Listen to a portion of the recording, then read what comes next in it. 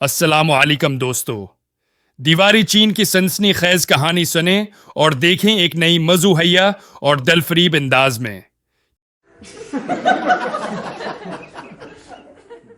चीनी औरत की रोनी से दीवार क्यों गिरी? इस दीवार की तामीर लाखों लोग क्यों मरी?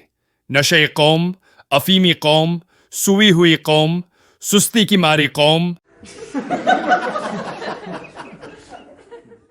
जी हाँ दोस्तों, हम बात कर रही हैं एक अजीम हमसाया मुल्क चीन की, कि जिस कौम की बनाई गई दीवार चीन के बारे में तो आपने बहुत कुछ पढ़ा और सुना होगा कि जी ये तो चांद से भी नजर आती है।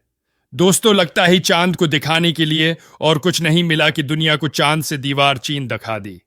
और भाई दिखानी थी तो कोई चांद से दुल्हन दिखाता, चांद सा चेहरा दिखाता, चांद मियाँ की टिंड दिखाता।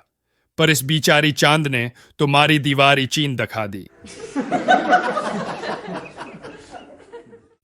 ही ना अजीब बात। बहरहाल दोस्तों, इस दीवार का मकसद तो चीन के लोगों को बैरूनी हमला आवरों से मरने से बचाना था, पर बेचारी चीनियों ने उसकी तामीर में अपनी है 20 लाख के करीब बंदी मरवा दिए कि फायदा हुआ। उससे बेहतर था कि जंग में ही मरने देते, कम अज कम तावान तो मिलता। वैसी दोस्तों, मुझे कुछ खबरी दोस्तों ने खबर दी है कि इस दीवारी चीन कहानी ने न एक बादशाह की नींद से जन्म लिया था कि उसने कुछ मरासियों को मरवाने के लिए उस जगह पर भेजा, और वो हाँ ऐसी ठकी हुई कि हलने का नाम ही न लेती थी। फिर वहीं मरमरागी और फिर उनकी याद में ये दीवार तामीर हो गई। अब ये पता नहीं ये बात सच है या झूठ। दोस्तों, ये चीन की दीवार सिर्फ अजीम ही नहीं है, बल्कि ये सांप की दम की तरह लंबी भी है। चलती ही चली जाती है, चलती ही चली जाती है, मगदिए नहीं मेलो मेल तक चलती ही जाती है। वैसी अगर आप उसकी पूरी लंबाई पर चलती रहीं न तो शायद आपको हर 100 मीटर पर एक नई ज्योति की जरूरत पड़ सकती है, क्यों कि हर थोड़ी देर बाद थाड़ी जत्ती तरट जानी एतड़ाक करके। उसके अलावा दोस्तवास दीवार की सबसे मशहूर खुसूसियत वो वॉच टावर्स भी हैं, जो दीवार के साथ इस तरह रखी गई हैं जैसे कि कोई नई नई चीनी साबिनदानियों की मॉडल्स रखी गई हों। किसी जमाने में उन साबिनदानियों पर गार्ड बैठी रहती थी ताकि बाहर से कोई हमला न कर सकी, या फिर किसी की सस्सी या हीर भागती नजर आई तो गुद से पकड़कर वापस लाया जा सकी। दोस्तों, हर साल लाखों इंसान उस घूमती गहा मुत्ती अजूबी को देखने के लिए अति दूर चीन जाती हैं, तस्वीरें बनाती हैं, वीडियो बनाती हैं। वहां जाकर उछलती कूदती हैं, मौज मस्ती करते हैं और फिर माल पानी खर्च करके वापस घरों को लौट आती हैं और सोचती होंगी कि सिर्फ इस दीवार को यखने के लिए अता खर्च क्यों किया। इससे बेहतर था रत्तो डीरो या मोहनजो दाड़ो चली जाती तो अच्छी सीर हो जाती। इसके अलावा दोस्तों, ये दीवार उतनी ऊंची है कि उस पर चढ़ना और फिर उतरना भी एक मुसअला है। अगर किसी की बेगम साहबा बहुत भारी भरकम हो, जो कि अक्सर होती हैं, तो शायद उसे इस दीवार पर उतारने और चढ़ाने के लिए करीन की जरूरत भी पड़ सकती है।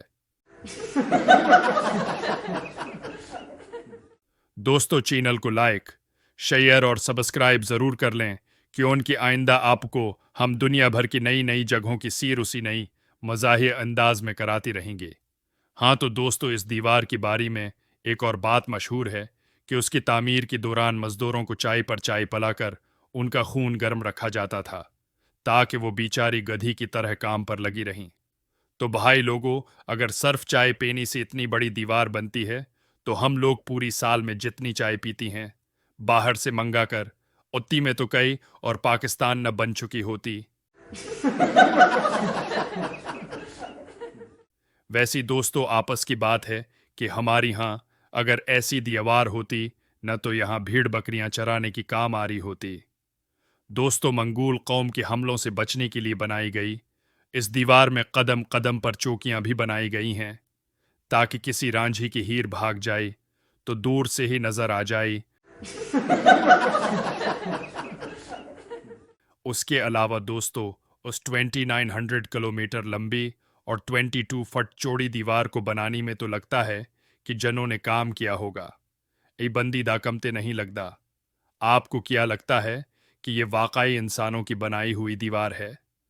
दोस्तों, इस दीवार की बारी में एक बात और मशहूर है कि उसको बनाने में 20 लाख बंदी मौत की मना में गई, उसलिए उसी मौत की दीवार या आदमियों का कब्रिस्तान भी कहा जाता है।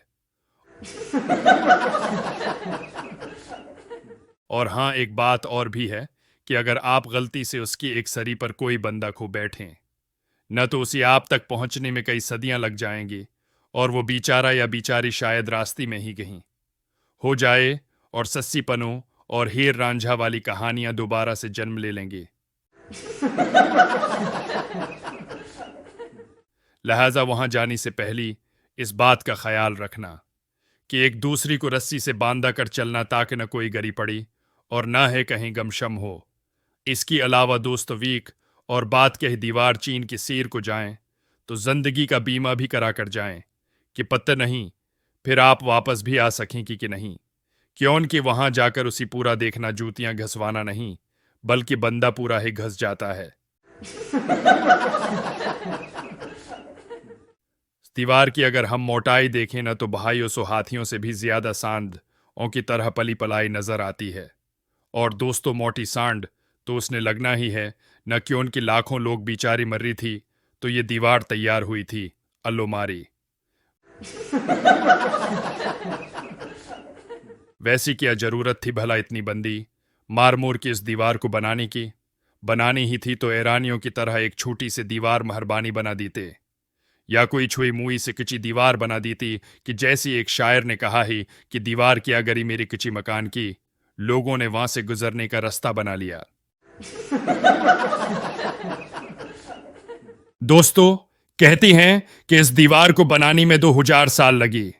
तो दोस्तों, लगता है कि उन दोनों चीनियों की पास करने को कई काम न था, जो बकूल शायर की कि जब कोई काम न हुआ करी तो अपनी कपड़ी पहाड़ कर खुद ही सिया कर, कि मिसदाक लगता है उन दोनों इन बेचारों की पास भी करने को कुछ ज्यादा नहीं था तो दीवार बनाने में लग गई।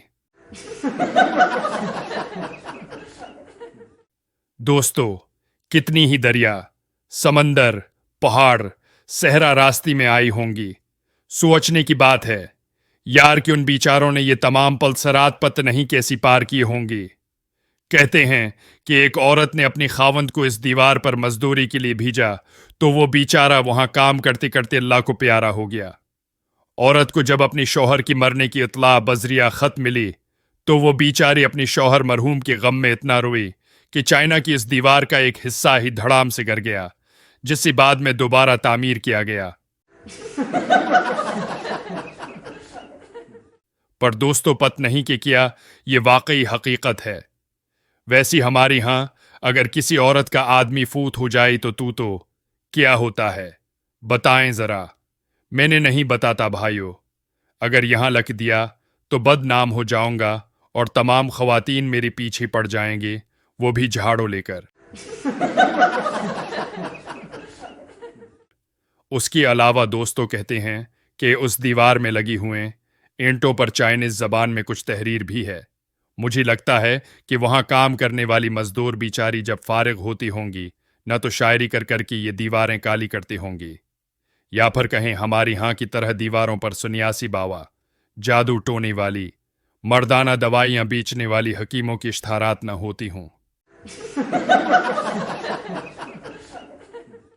बहरहाल दोस्तों, दीवारी चीन वाकई दुनिया का एक नादिर अजूबा है। अगर आप दीवारी चीन की बारी में मजीद जानकार लेना चाहें तो क्रिस्टोफर कोलंबस की तरह उसी जाकर देखें, दरियाफत करें, 2 दर्जन जूते साथ ले जाएं ताकि उसे देखते पांव न घस जाएं और मुझे भी उसके बारे में मजीद बताएं। वैसे अगर आप इसी पैदल सिर करने की कोशिश करेंगे तो फिर 7वें आसमानों पर मुलाकात होगी। कुछ अच्छा लगा हो तो कमेंट करें। शुक्रिया। अल्लाह हाफिज।